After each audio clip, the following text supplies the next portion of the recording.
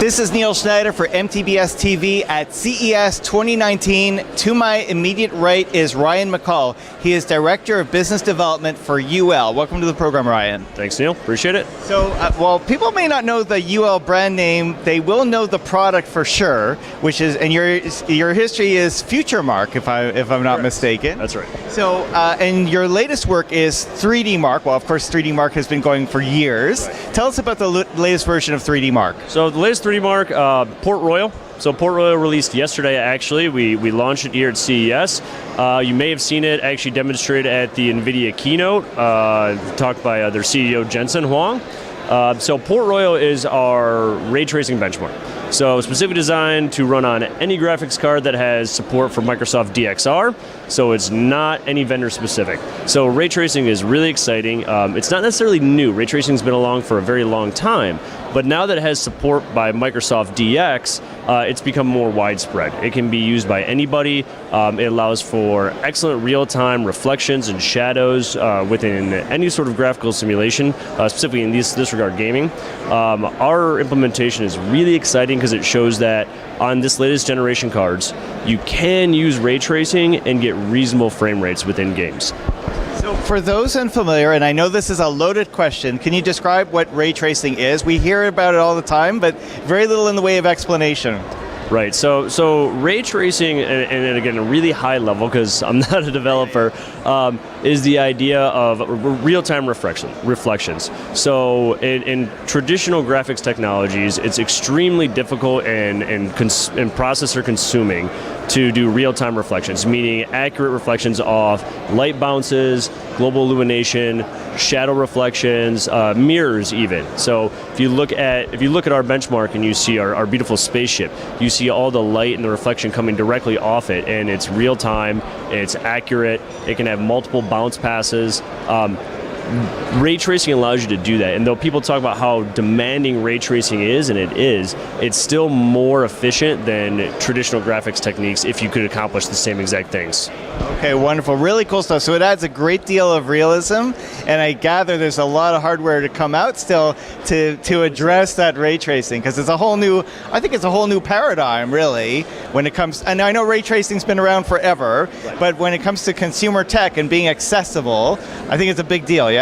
Yeah, oh, absolutely. Right now, NVIDIA is the only one that has hardware acceleration support and driver support, but there's nothing stopping any other graphics provider from supporting DirectX ray tracing. So NVIDIA has their own implementation called RTX, but if you have DXR support, DX support, any driver released can support it, which means that hopefully we'll have more generations of cards, more GPU vendors coming out this year supporting DXR, which is going to be really exciting and just show how great ray tracing can look and how it's actually not that big of a hit to performance compared to traditional techniques. Wonderful. Now remind me, you mentioned the name of the product. I'm thinking 3D Mark, but is it under a different name, or? 3D Mark is our brand, is our product brand. This specific benchmark is called Port Royal. Okay, Port Royal. So just to set expectations, so what does 3D Mark ultimately test for? It goes beyond just ray tracing? Absolutely. So 3D Mark is, we call it the gamer's benchmark. It is specifically designed to test your hardware's ability to run the next generation of video games. And we're very specific about that. It's not designed to show that your hardware can run a game released today at 60 or 90 frames per second. That's not the idea. The idea is that we're forward-looking, that essentially saying this is what your hardware, as you have today, could run games that are released next year or the year after. It's a very ego-defeating piece of software. I'm teasing because you start off really good. You start, oh, I got a great machine, and then a couple of years later, you go a little further down the path as new things come out.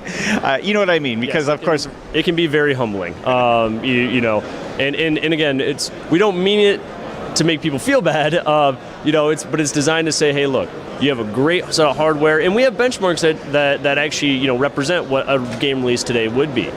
DirectX 11, 4K gaming, we have those benchmarks. So they were released several years ago.